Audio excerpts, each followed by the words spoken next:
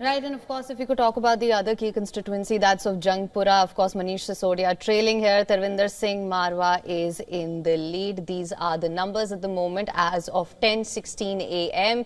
Aam Aadmi Party at 27. The BJP way past the 36 majority mark, currently at 43.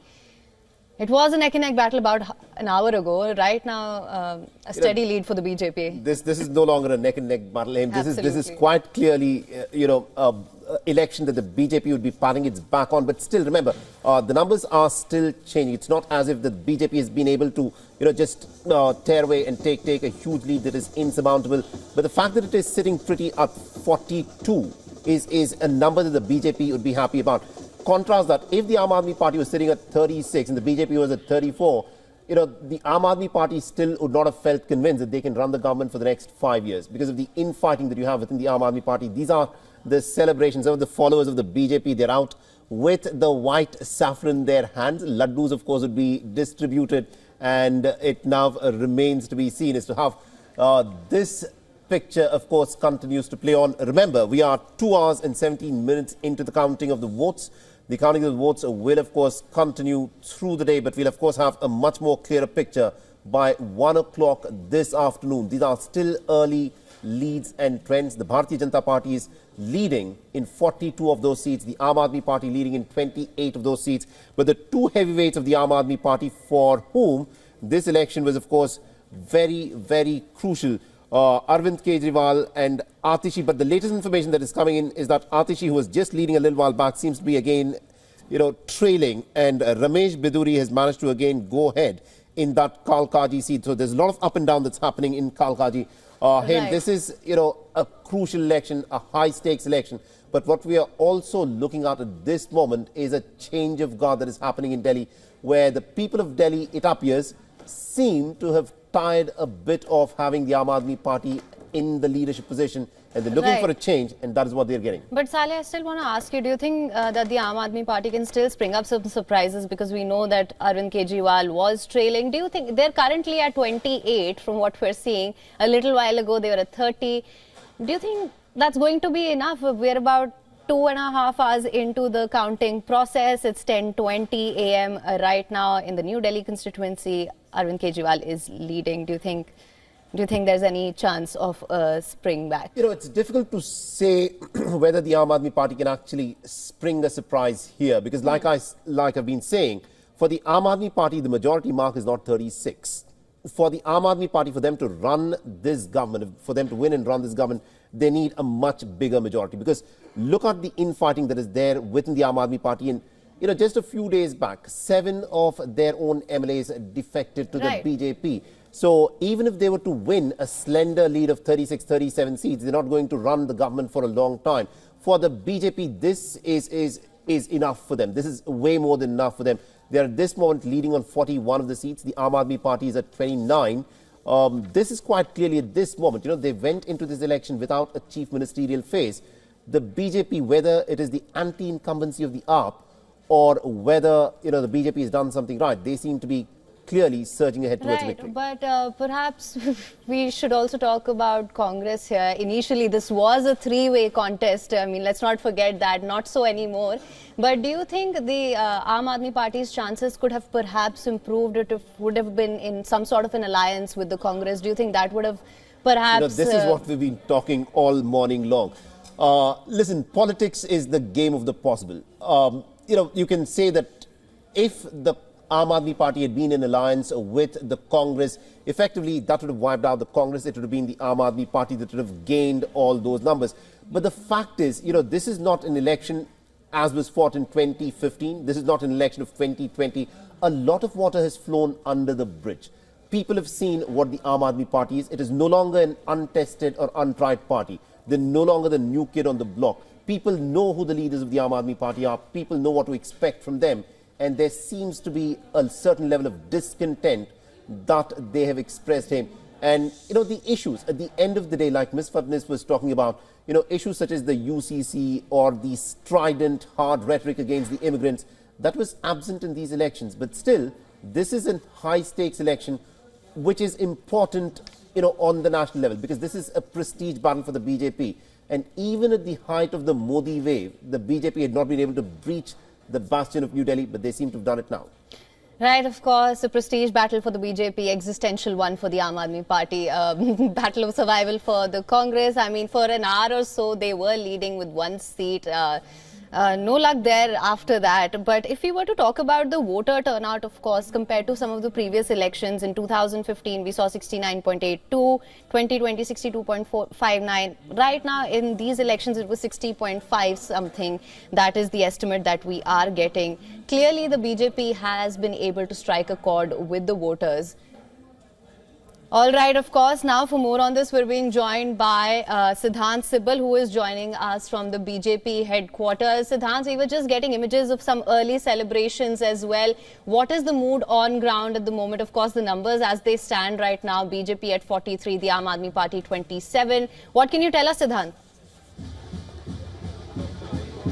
Well, full-blown celebrations which are happening right now here at the Delhi headquarters of BJP. In fact, I'd like to show some of the celebrations which are happening here. You can see a lot of media personnel, but a lot of celebrations with, of course, the dhols being brought up as well. You can see the BJP karyakartas here showing the color, the festivity, and of course speaking to the media as well.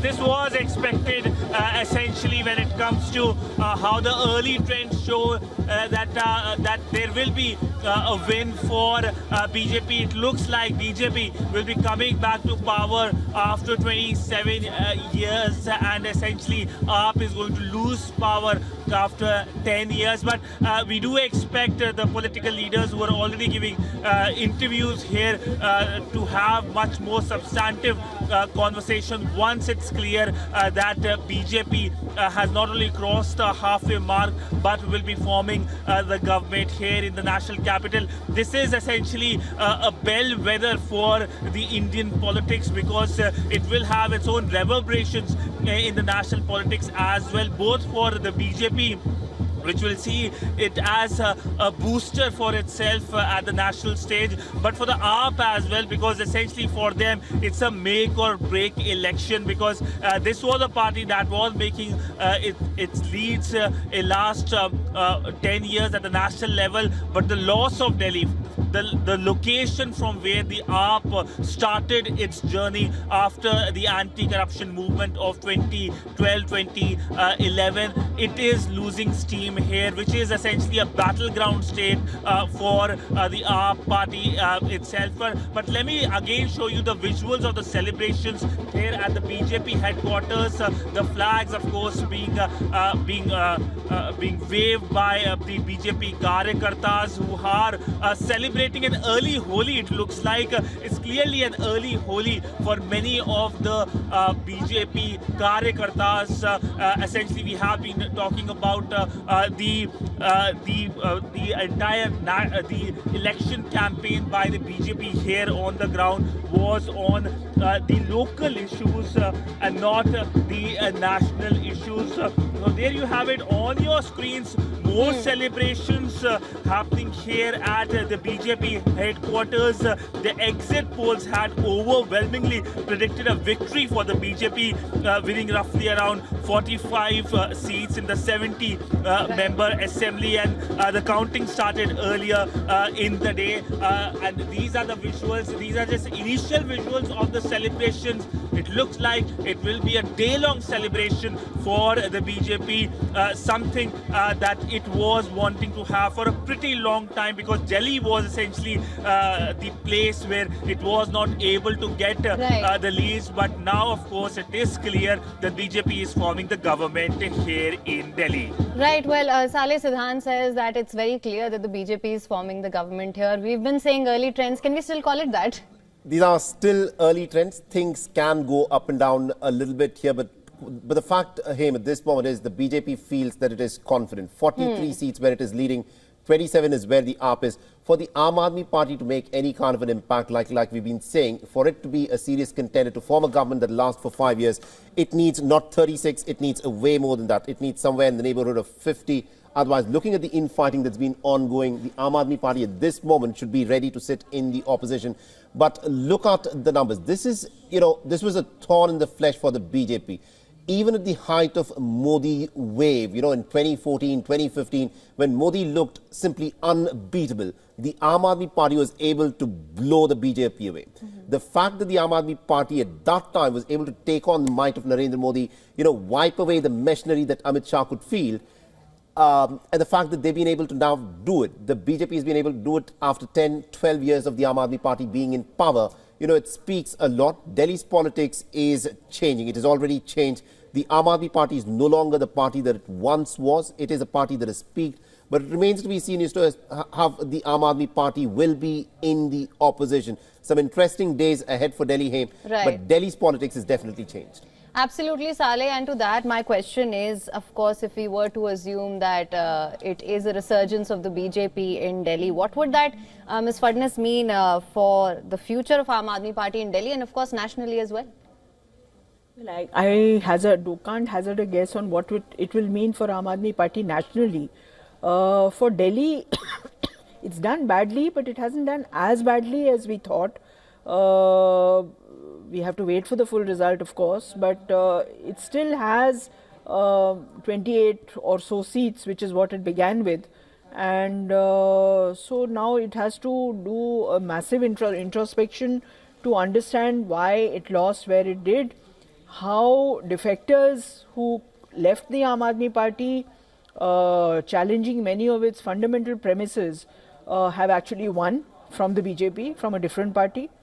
So that is, to me, that is much more important than the actual number of seats that the Aam Aadmi Party gets, even if it sits in the opposition.